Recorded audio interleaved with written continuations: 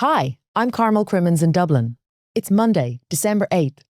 Today, Thailand launches airstrikes along its disputed border with Cambodia. Trump says he's disappointed in Zelensky as US talks drag. The Supreme Court weighs at Trump firing in a test of presidential power. Luigi Mangione is in court today ahead of one of America's most awaited criminal trials. And 2025 has not been the Louvre's year. A water leak has now damaged hundreds of works. This is Reuters World News, bringing you everything you need to know from the front lines in 10 minutes, 7 days a week.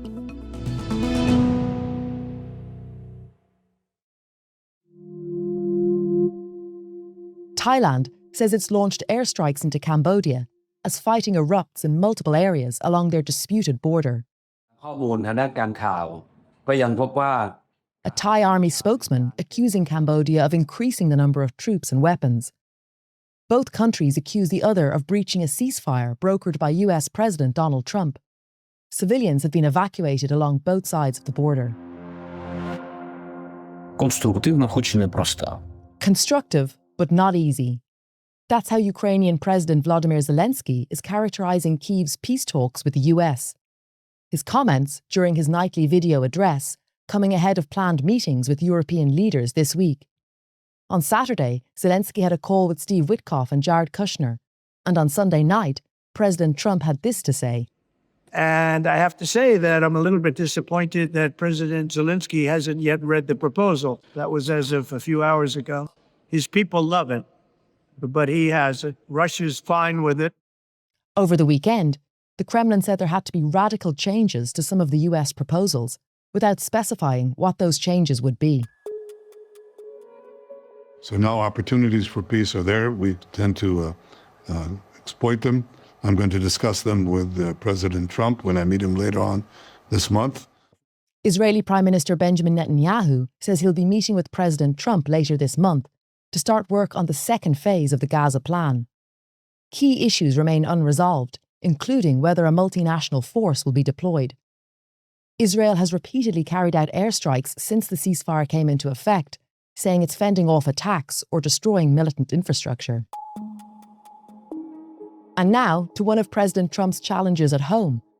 The Supreme Court today hears arguments in a major test of presidential power, whether Trump has the right to fire a Democratic Federal Trade Commission member before her term expires. The case could overturn a 90-year precedent that has shielded independent agency heads from removal. Any ruling would affect more than 24 federal agencies. Luigi Mangione, the man accused of killing United Healthcare CEO Brian Thompson, is back in court as prosecutors fight to keep key evidence in play. Pre-trial hearings began last week. At issue are statements Mangione allegedly made about a 3D printed gun and items found in his backpack, which his defence attorney says were obtained illegally. Legal reporter Jack Queen says the hearing could shape the high-profile trial that sparked a wave of public support for Mangione. Mr. Mangione's lawyers are trying to suppress certain evidence and prevent prosecutors from using it at trial. And specifically, they're trying to block them from using any of the stuff that was found in his backpack, which allegedly includes a 3D printed gun, some electronic devices, and some journal writings that appear to implicate him in this shooting, including things about how he wants to whack a healthcare executive, allegedly. That's what's in these papers. The other thing is, when he was being arrested, Mr. Mangione, he was occasionally talking to police, and he was also, talking to a prison guard at one point, multiple prison guards.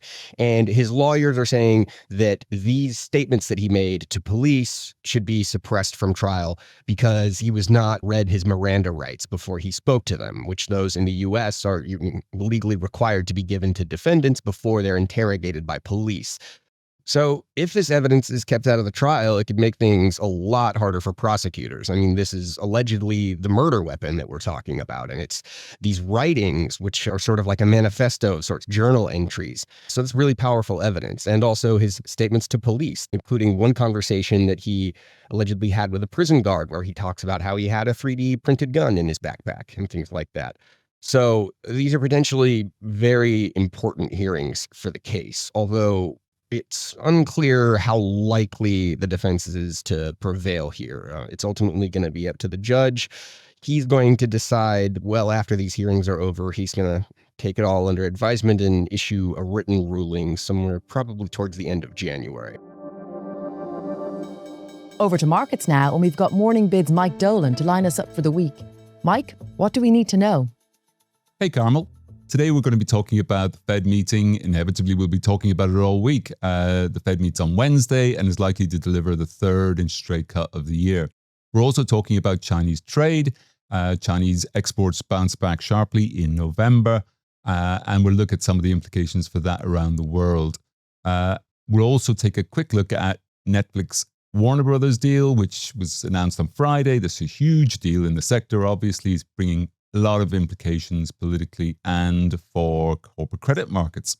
So for any of those stories, join us on the podcast later. Thanks, Mike. As always, you can get your smart speaker for the Reuters Morning Bid pod. Listen to it wherever you get your podcasts or watch it on Spotify. A local broadcaster in Nigeria has said the government has secured the release of 100 school children who were abducted last month. The Christian Association of Nigeria says over 300 children and school staff were kidnapped in November in one of the country's worst mass kidnappings to date. 50 pupils managed to escape in the following hours, but since then there's been no update on those left behind. The broadcaster who announced it, Channels Television, did not immediately provide details about the release. The Nigerian government didn't respond to a request for comment. And in neighbouring Benin, President Patrice Talon saying that the government and armed forces had thwarted a coup attempt by a group of soldiers. Talon's announcement came about 12 hours after gunfire rang out in several neighbourhoods of Benin's biggest city, and soldiers went on state television to claim they had removed him from power. Forces loyal to the government allowed us to thwart those adventurers, Talon said, vowing to punish those responsible. Remember when Dubai chocolate, the pistachio-filled delicacy, went viral on TikTok? Well, it's reshaping agriculture thousands of miles away in Argentina. In just 5 years, Argentina's pistachio acreage has quintupled to 25,000 acres, and farmers in San Juan province are ripping out vineyards to plant pistachio trees, betting big on a global craze for the nut. Correspondent Leila Miller has been on the ground in Argentina's new pistachio heartland, speaking with farmers who see big money in these little shells. I traveled to San Juan, which is Argentina's pistachio heartland, you can say, to see for myself what it's looking like now. I spoke to Argentina's first pistachio grower. His name is Marcelo Igani, and he's an Iranian immigrant. Iran was one of the major world's pistachio producers. He started growing pistachio trees in the 1980s. His company has more than doubled the amount of plants that it sells to producers across the region who want to grow pistachio trees. So they're very hopeful about this trend.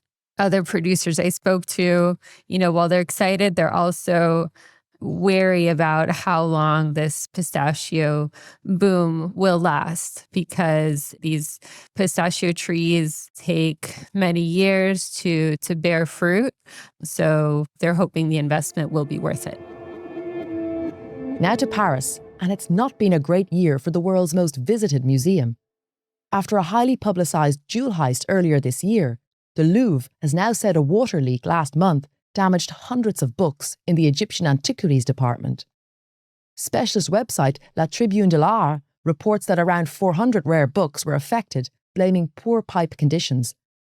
A report published in October by France's public audit body says the museum's inability to update its infrastructure was exacerbated by excessive spending on artwork.